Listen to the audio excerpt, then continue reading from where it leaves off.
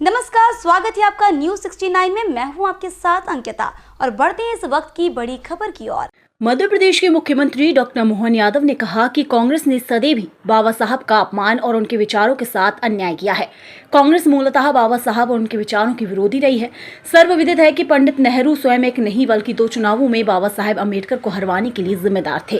बाबा साहब के प्रति कांग्रेस का द्वेषपूर्ण रवैया इस बात से भी सिद्ध होता है कि इनके शासनकाल में बाबा साहब को भारत रत्न से सम्मानित नहीं किया गया, जबकि अटल जी के सहयोग से 1990 में बाबा साहब को भारत रत्न से सम्मानित किया गया।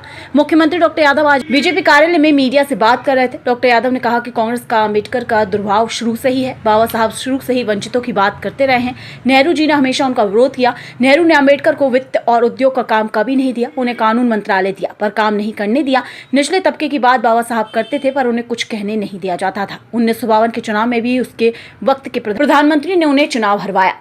कजोलकर एक बार चुनाव लड़े पर उन्हें पद्म विभूषण दिया। मुख्यमंत्री बोले कि कांग्रेस किस मुंह से बात कर रही है, उसे जवाब देना चाहिए। राजीव को भारत रत्न मिला पर बाबा साहब को नहीं। सरदार वल्लभ भाई पटेल, अब्दुल कलाम आजाद को भी भारत रत्न नहीं दिया। अटल ने बाबा साहब अब्दुल कलाम को भारत रत्न दिया। डॉक्टर यादव ने बताया कि अम्बेडकर के 5 स्थानों को पंच तीर्थ बनाने का काम बीजेपी ने किया। कांग्रेस के राष्ट्रीय अध्यक्ष एक बार फिर भी महू नहीं गए। कांग्रेस ने अम्बेडकर को कभी सम्मान नहीं दिया।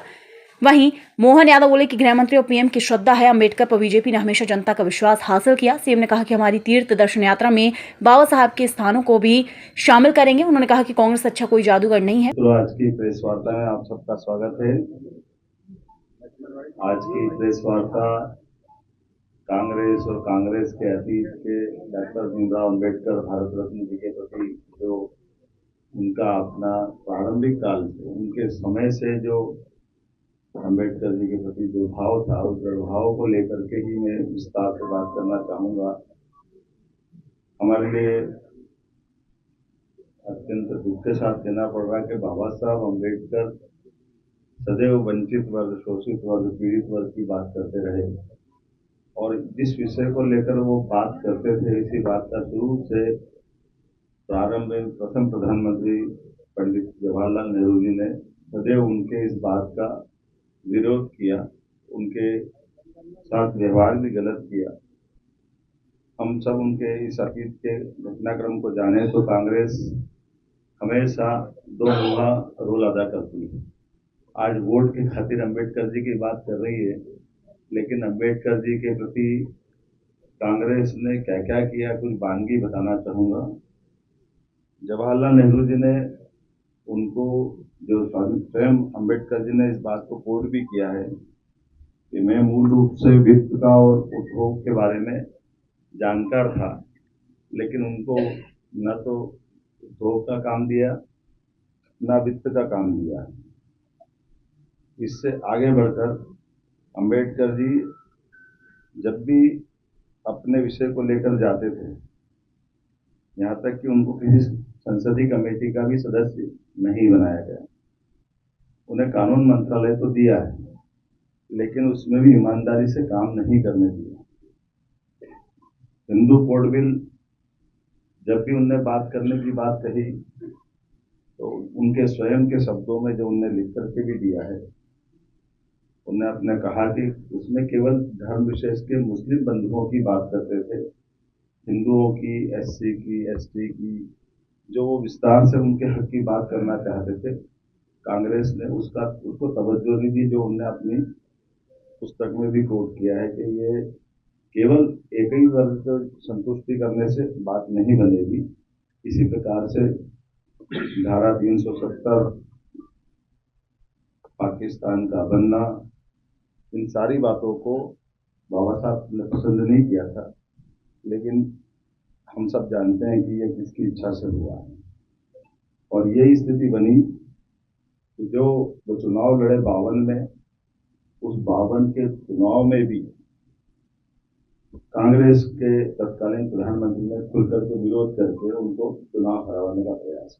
उनकी देहावसान हुआ 50 के दशक में, 60 के दशक में, और 40 साल सरदार वल्लभ भाई पटेल को भी भारत रत्न देने में कांग्रेस के एक परिवार के बाहर की ताकत के भरोसे लगा है। अब्दुल कलाम जी का भी वही हाल हुआ।